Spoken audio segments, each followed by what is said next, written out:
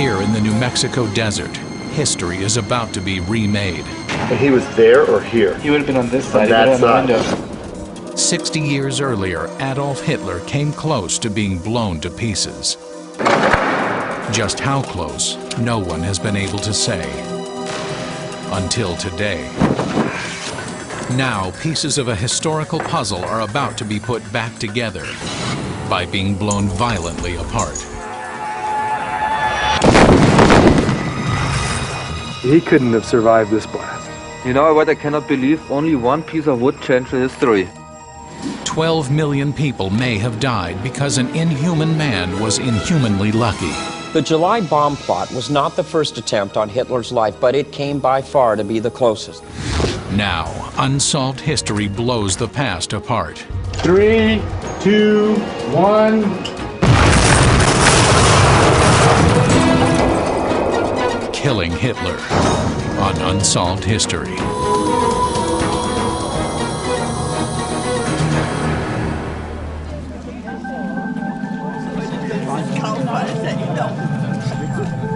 Today, tourists stroll these woods.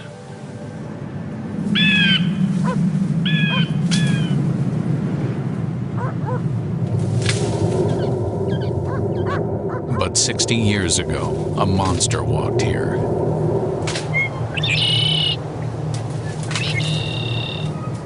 Hitler liked very much to sleep very long.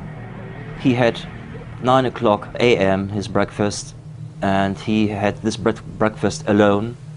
And then he made a little walk, and his dog Blondie accompanied him, and Adolf Hitler was teaching this dog some little tricks and so on. This is Rostenburg in what is now eastern Poland. But back in 1944, these forests were a part of Germany. Hidden deep within them stood Hitler's command center. From these ruins, orders were issued that would kill millions.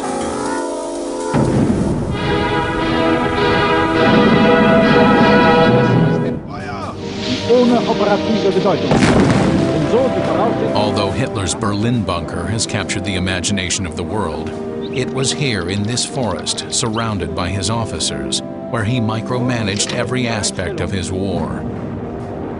No one dared defy him, but a brave few tried to kill him. July 20th, 1944. 6 weeks after D-Day. The war in Europe was raging in all its ferocity. The Americans and British were slowly fighting their way across France. In the east, Soviet troops were fighting the German war machine in a deadly war of attrition. Millions of innocent civilians caught between them were dying. Overhead, bombs rained down on Germany, obliterating hundreds of cities and hundreds of thousands of civilians. German rockets were being launched toward London, killing thousands as the deadly missiles fell without warning. And in secret camps located throughout Germany and Poland, the Holocaust continued to consume millions. One man kept this inferno of death going. One man's implacable will was driving Europe into oblivion. But on the afternoon of July 20th, 1944, Adolf Hitler was literally sitting on top of a ticking bomb. History records what happened. The bomb killed 4, but spared Hitler. Had he died, many believe that the 12 million men, women, and children who were killed in the remaining 10 months of the war might have lived. 12 million lives lost because something went wrong in Hitler's crowded conference room. But what was it? How could Adolf Hitler survive a bomb that obliterated a room and killed many of the men standing around him? How could a brilliantly orchestrated conspiracy fail so completely? Why did 12 million die when everything suggests that they should have lived? Rarely could one man have the power and influence over the course of human events as did Adolf Hitler in the summer of 1944. His survival doomed millions and changed our world profoundly. Now, Unsolved History has assembled a team that will recreate the events of July 20th, 1944, and discover the truth about why the bomb failed. Architect Dietmar Arnold, a leading expert on German bunkers. Nikolai Lukow, an expert in digital 3D reconstruction. Waffen-SS Sergeant Rochus Misch, maybe the last surviving member of Hitler's personal staff. And Robert Abernethy of Energetic Materials Research and Testing Center. Our story begins with the man who brought the bomb to Hitler, Klaus von Stauffenberg. A wounded war hero, von Stauffenberg lost a hand and an eye 3 years earlier fighting the British in North Africa.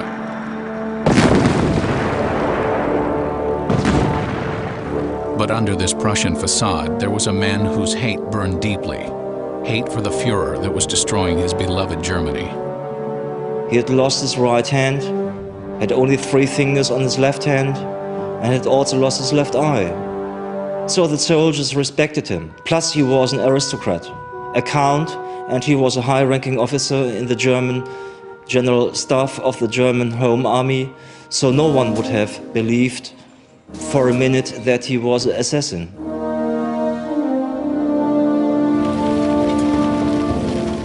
As it became clear that it was only a matter of time before Germany lost the war, a conspiracy of military officers began to form.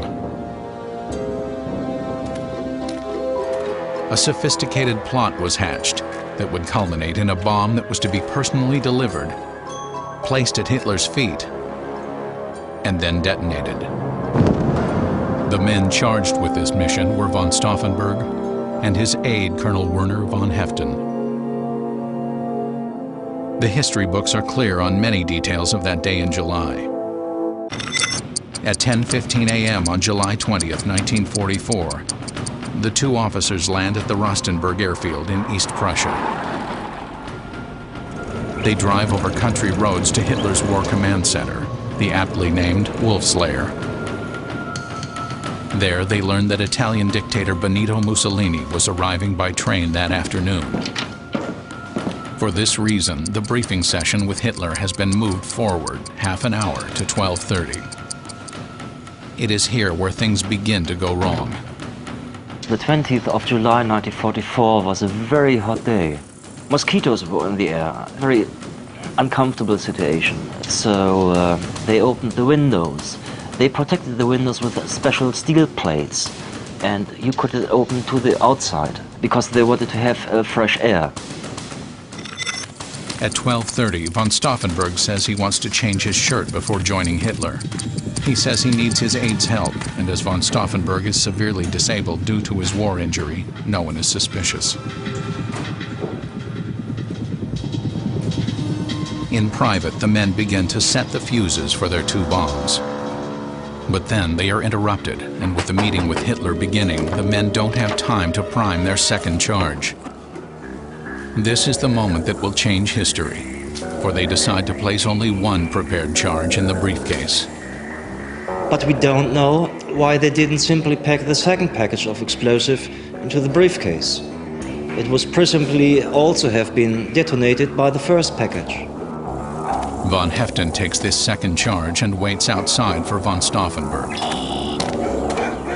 After priming his bomb, von Stauffenberg walks the 400 yards to the briefing hut. The chemical fuse allows him maybe 15 minutes to place the bomb and get out of there. He manages to place the briefcase near to Hitler and then leaves the building, saying he was to make an urgent call. Von Stauffenberg slips out. His briefcase remains under the conference room table, but it lies too close to an officer's feet. He moves it a few feet away, placing it next to one of the table's legs. This casual shift changes the course of history. At 12:42, the bomb explodes. 4 of the 24 people in the room are fatally wounded. 7 more seriously injured.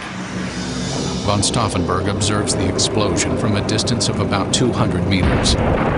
Certain that no one could survive, he bluffs his way out of the compound. But somehow, Hitler lives.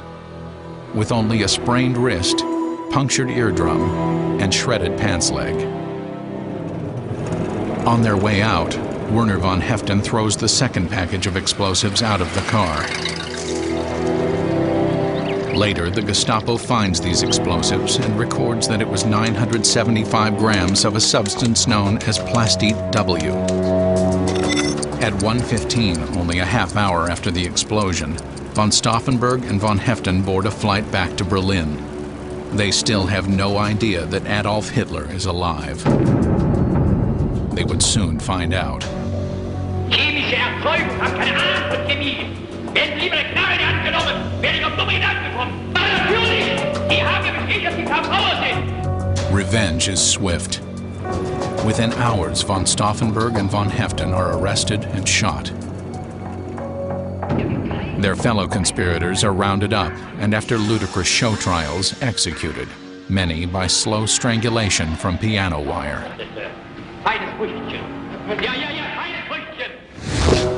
The war the officers try to end drags on for 10 more bloody months. Millions die. Entire cities are obliterated. The Soviet Union advances across Eastern Europe, and as a result, an Iron Curtain descends that will not lift for 45 more years. All this happens because something went wrong in Hitler's briefing room. One tiny detail that doomed millions. No eyewitness alive today can tell us what actually happened in the briefing room that July afternoon. The only real records were those made by the Gestapo during their investigation into the bombing. Amazingly, we found them. Although the trials were a mockery of justice, the investigation was surprisingly professional. This is how the Gestapo reported it. The immediate scene of the crime is the conference room in which the daily briefings took place. Room and all furniture severely damaged, wood and leather fragments were embedded in the boarding of the walls. Detonation hole shows that the explosive device detonated above floor level. The reconstructed parts of the right of the 3 table supports clearly show the direction of the explosive wave. The upper shock wave destroyed the briefing room and dissipated through the windows, doors, and partition walls. Armed with this report, we can now reconstruct some details of the blast. These include the size of the room, the 975-gram weight, and final placement of the bomb. All these details are critical to understanding why and how Hitler escaped his just fate. But we need to go further, for there is only one way to illuminate this pivotal chapter in history. And this is to recreate the blasts that almost killed Adolf Hitler. In the New Mexico desert, our explosive tests are about to begin.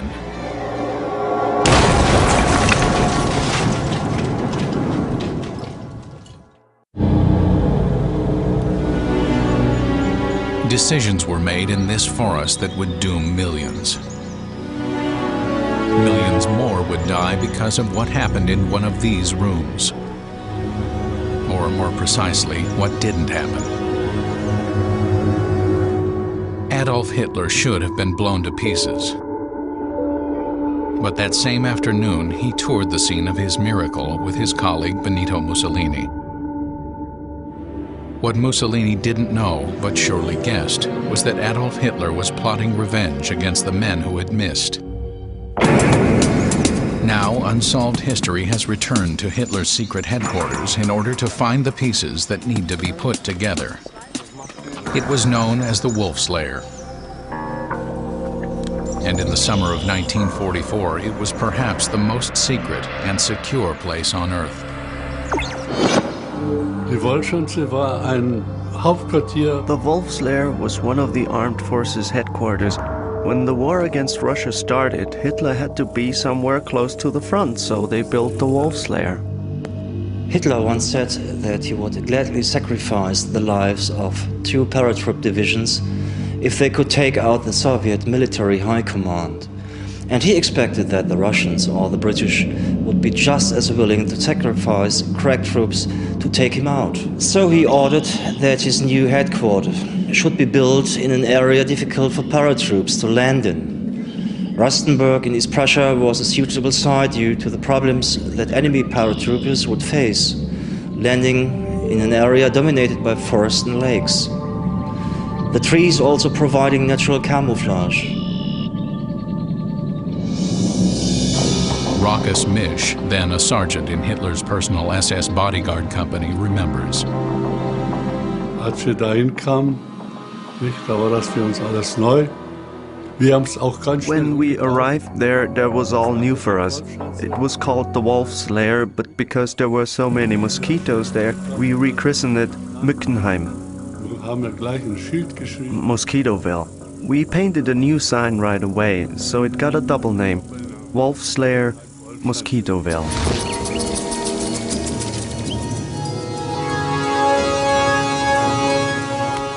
This wolf's lair was divided into 3 concentric security zones, with a special high-security zone for Hitler and his closest associates. This was Zone A. Over 80,000 mines were cleared from this area. It took until 1955, 10 years after the war ended, before it was safe to walk on these paths. At war's end, when the advancing Russians arrived, they found that the Germans had blown up the entire complex, and in doing so, destroyed the physical evidence of von Stauffenberg's bomb attack. Now, our team must recreate the geography of the Wolf's Lair and the precise dimensions of the briefing room where Hitler came so close to death. This complex began as a compound of wooden buildings, but as time went on, brick, concrete, and metal replaced wood.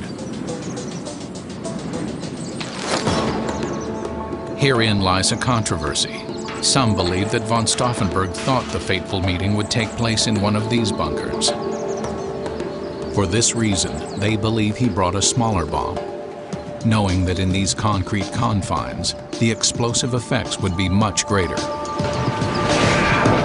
When the briefing was moved to a more conventional structure, his charge was insufficient. But there is evidence that von Stauffenberg knew exactly where the meeting would be. This photograph of von Stauffenberg and Hitler was taken in the Wolf's Lair 5 days before the blast. 5 days earlier, the bunker was off limits for good reason. Aber jetzt beim Führer, der Bunker, der wurde ja verstärkt. It was too hot in the bunker. They had just poured hundreds of tons of fresh concrete to strengthen it, and inside it was nearly 140 degrees Fahrenheit. It would have been impossible to have a meeting in there, so the meetings were held in the briefing hut. But it's really interesting how come this piece here inside of this part. I don't know. This looks like part of the roof, doesn't it? Yes. It's fall down here. Today, time has accomplished what explosives never could. The hard part in my work will be actually to find out how all this rubble was once a real bunker, and that's true for all the buildings in the area. Everything is so destroyed. There's one good thing about the destruction of these buildings. You can see all the layers. Once this is blown apart, you can see how these different layers of wood, bricks, concrete were applied. What did the briefing room look like in 1944? Nikolai Luka will attempt to rebuild this room as a computer model for our explosive tests. But first, he needs the correct data. You can see from here, he got show you. So these are the windows that were open? Here was the windows that were also open. This was the windows from the room. Inside of this, like a shoe, there was a construction to hold the... Or for the steel shutter? For the steel shutter. You can see exactly where the frames of the windows were, and that's actually quite helpful. But still, on the other hand, it's quite hard to figure out where that actually was and at what height. Using the Gestapo report and the existing maps of the complex, we know the briefing room stood here.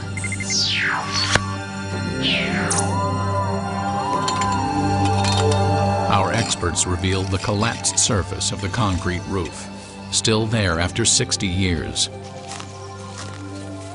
Our instruments also discover that the top of the roof now lies at nearly the exact height of the map table surface when the bomb went off. So although we are on top of the ruin, we really stand in the middle of the briefing room. The table was here. Hitler stood here. Michael Federowitz demonstrates where the bomb was originally placed before being moved. And then Colonel von Stauffenberg came in with a bomb in a suitcase, and he put the suitcase exactly here.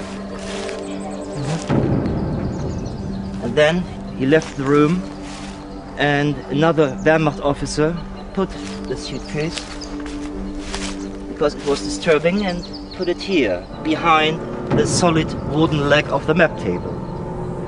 And that's the reason why Hitler didn't lose his life.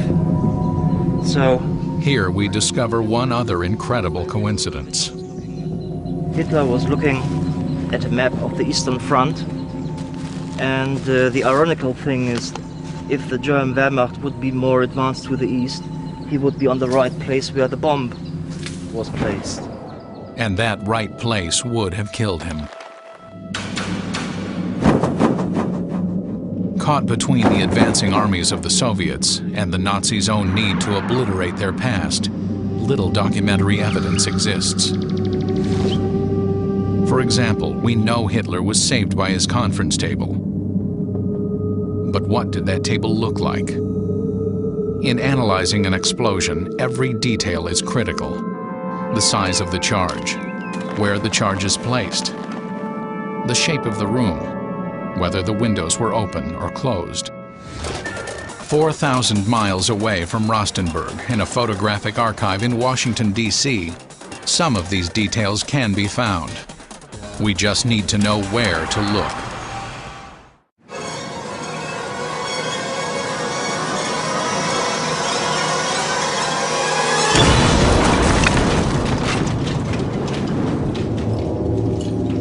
By all odds, Adolf Hitler should have been blown apart in a blast that claimed the lives of 4 of his henchmen and wounded 7 others.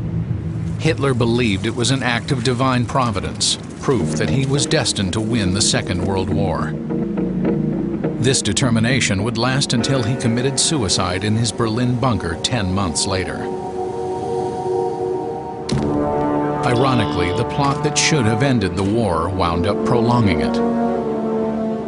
Nobody can say for certain how he managed to survive with just a sprained wrist, punctured eardrum, and a shredded uniform.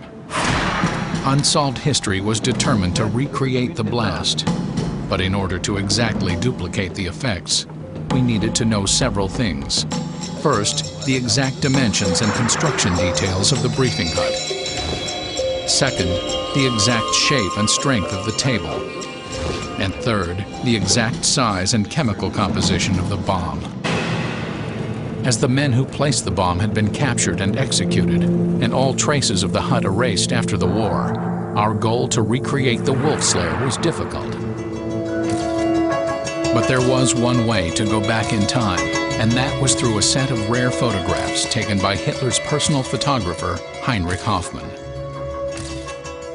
After the war, most of the Nazi documents and photographs that hadn't been burned by the Germans were confiscated by the Allies. Many to end up in Washington, D.C. at the National Archives. We hoped that somewhere in these thousands of photographs, we might find some hidden glimpses of the briefing room. Okay, what you can see here is the strips that show the damage. Oh, you can see it. After the bombing. Yeah, this window is all busted down. You can see some of the curtains hanging outside the windows. There are no images of the interior. However, there are such shots, but not in these albums. Not in these albums, yeah. Here's a really nice one. 2 German officers standing. You can see behind them is a wreckage of what went on inside when that bomb exploded. But then we made a discovery. Martin, I noticed there's holes cut into this album, and it appears strips peeled away. Do you know how that might have occurred? Aside from the heavy use of these albums, that could be one of the reasons why they have now restricted people to surrogates of these albums, because people probably ripped them off, cut them out. Yeah, you can see used a razor blade, that, because in this case you can see what's missing here, right, because someone on the other side wanted something. Took this frame. Right. Someone has actually stolen a part of history. But the images we did find helped in our computer recreation. Slowly, we begin to rebuild Hitler's briefing room. The Gestapo report gives us the dimensions. Our location work confirms details of the building's construction. And finally, our mosaic of photographs and eyewitness accounts fill in the remaining details. Photos that Marty Baldassari found in the National Archives confirm absolutely what we found on site at the Wolf's Lair. We measured known parts. For example, since we've been in the Wolf's Lair ourselves, we knew exactly that these windows from the ruins that are still there are 1 meter wide. Relating that with a few perspective tricks in the computer to this table and things like this hand, Göring's hand, probably a few percentages longer than my 20 centimeter long hands, we found out that this table was exactly 1 meter 20 wide and 6 meters long. We made another discovery for our reconstruction, and that is something so simple that most historians have ignored its significance.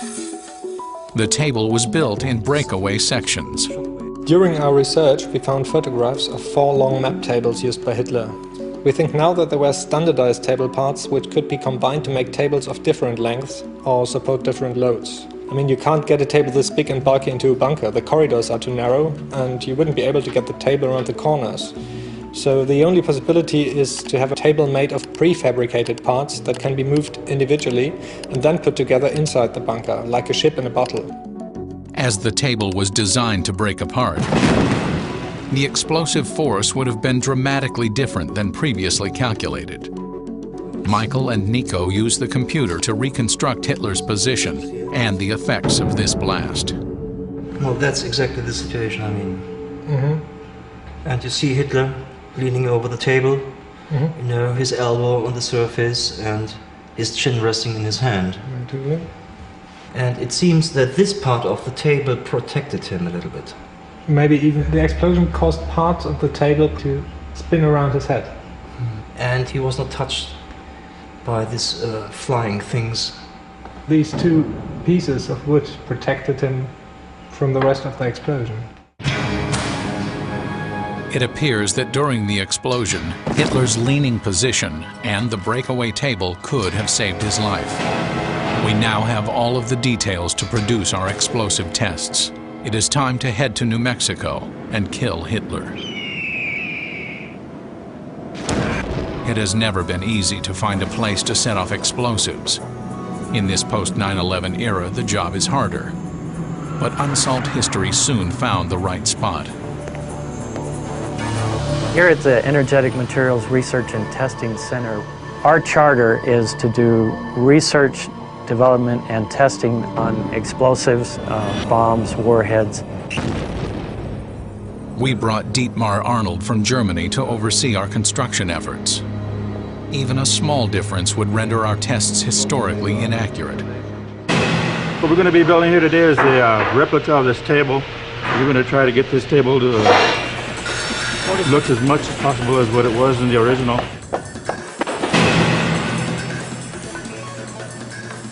As you can see here, it looks good.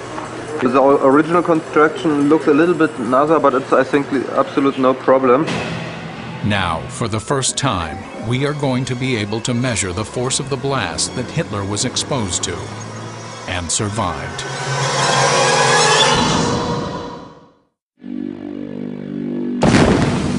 In order to duplicate the July 20th, 1944 bomb plot, which should have killed Adolf Hitler, Unsolved History has reproduced every detail surrounding the event. We have duplicated the precise dimensions of the briefing room, the conference table, the men surrounding Hitler, and Hitler himself. But we were still missing one element: the bomb.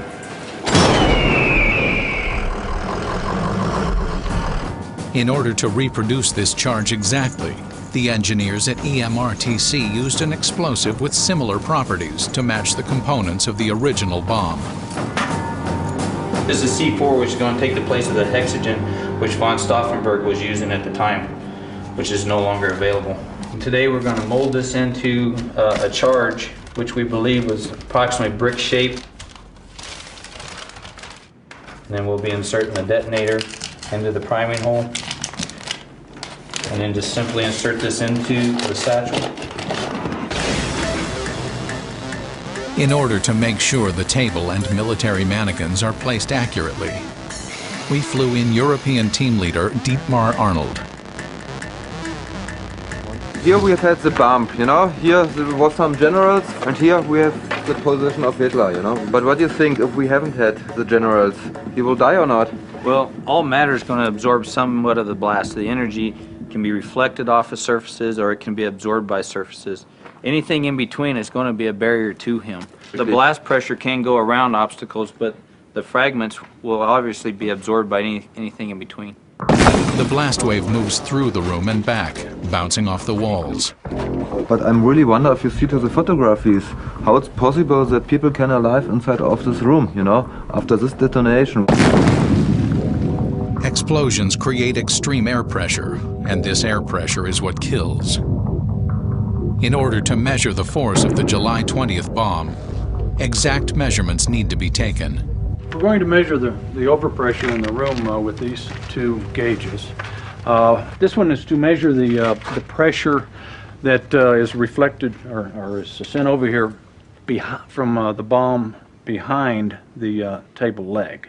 And this gauge over here is looking at the bomb, and it is sensing the pressure that is coming directly from the bomb. There is nothing in between the two. Once the explosion occurs, we will need to determine the extent of damage to our stand-in mannequins. And this is a military replica of a human body, about the same height as an average 6-foot human. It's going to show some evidence of blast by fractures on it, but mostly the impacts of fragments where they'll be embedded. So the Hitler mannequin is actually more lifelike. It's got a soft tissue surface so that we'll be able to see when the blast comes what splinters went where on the body. The outcome of this test is determined by the accuracy of the bomb replica. In original, we have had around 970 gram of explosive materials, but I don't know the American from the sites. We get the same result. We looked at the chemical composition of the explosive that was actually used and looked at the equivalent energy from C4 and calculated that there's about 10% less energy available in the original explosive. Well, we have 2.2 pounds, which is 1 kilogram equivalent, but we can easily go down and adjust that weight back to 2 pounds to the 10% off. Before we set off the explosion, our explosives expert, Brad Bowling, will make the correct adjustments. Okay, Brad, I think now your job starts. I give you the briefcase and now you must move the bomb. Now, everyone is cleared from the site and secured in a bunker 200 yards away from the blast site. We are ready. This is what actually happened to Adolf Hitler on July 20th, 1944. 10, 9, 8, 7, 6, 5, 4, 3, 2, 1.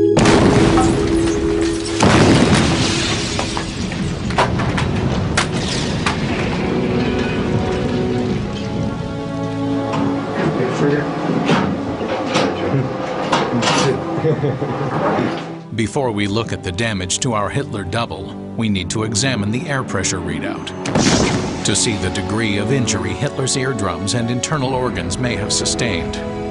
This graph on the screen here is a pressure reading, which reads about 1.1 psi. That would blow your eardrums.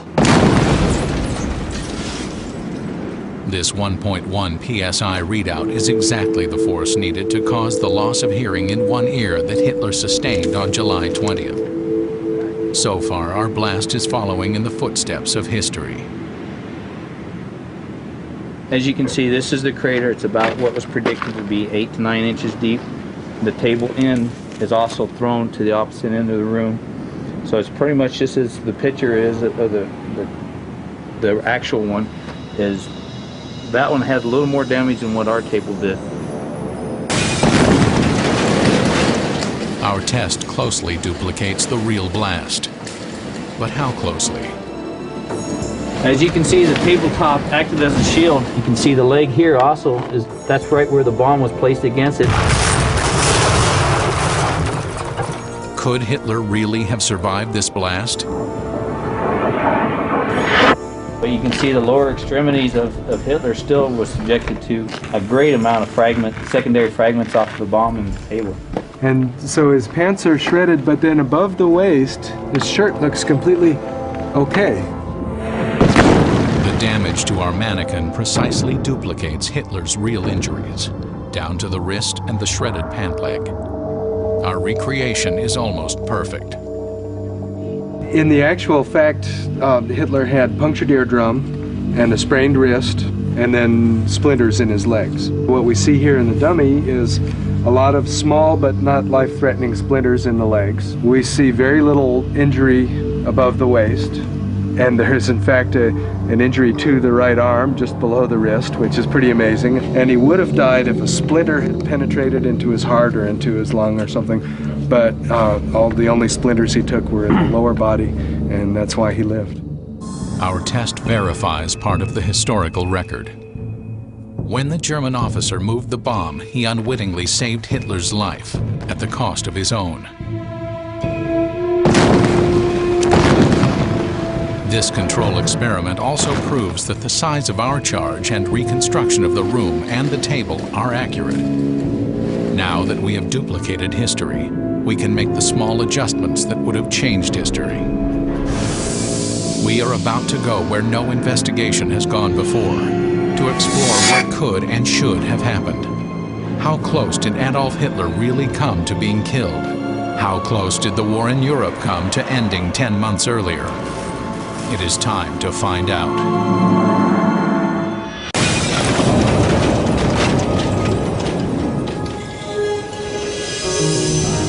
Our first explosives test shows that our reconstruction is accurate in every detail.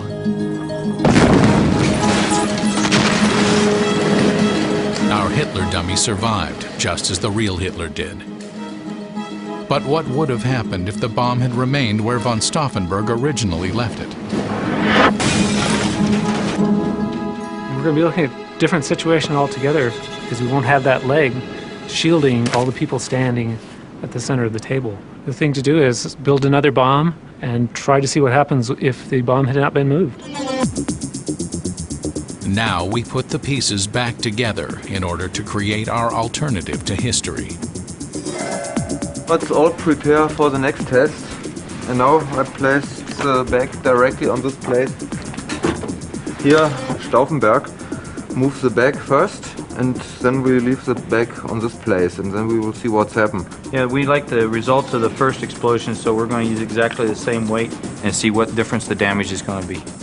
Okay, let us start.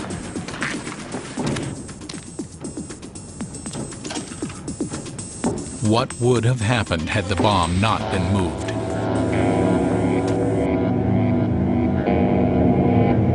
Alright, I'm charging.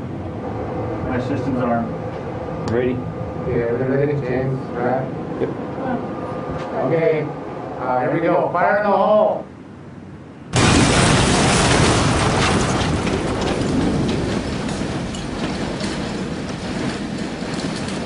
In our first test, the air pressure reading was 1.1 psi, explosive pressure that would have resulted in Hitler losing his hearing, as he did in reality, but not much else. Zooming in on the pressure tracing right now. And what we're looking at here now is a gauge directly behind Hitler, which is about 154 pascals. So it's actually 22 psi. At Hitler? At Hitler, yes. Oh, so that's a lot more than the previous blast. The previous blast, yeah, right. which was about 49 pascals. And the only difference was the table leg. Had the bomb not been moved, the table leg would have amplified the blast. causing the explosive pressure to increase by a third.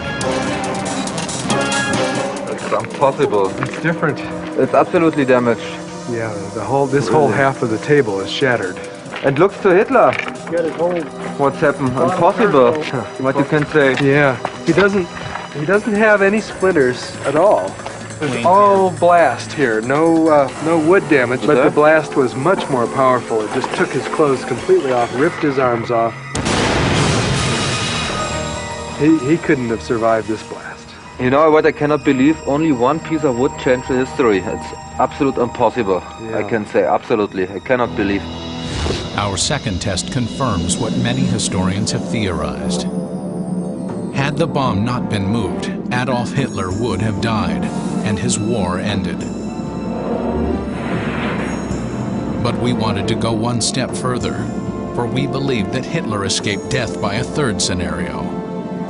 After being interrupted, von Stauffenberg decided to only put the fused charge in his briefcase. But what would have happened if he had just placed the other unfused charge in his bag? Would it have detonated? The more sensitive explosives are, the more likely they are to sympathetic detonate. So in the case of C4, it's a very insensitive explosive, so if it's not touching, it won't propagate as easily, and there's a good chance it will just scatter around. In our final test, we placed two identical charges, one with a detonator, the other without. We left our bomb in the final location of the real bomb. This is what happened. 3, 2, 1.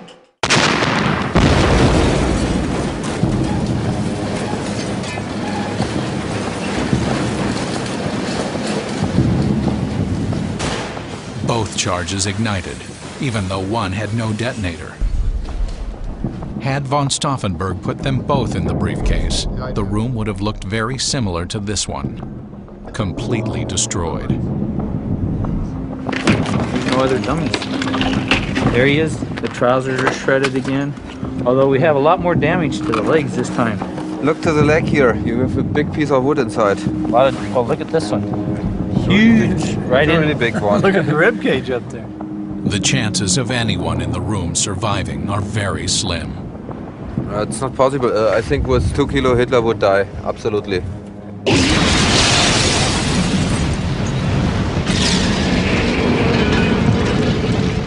But Hitler lived, and 12 million may have died because of a split-second decision.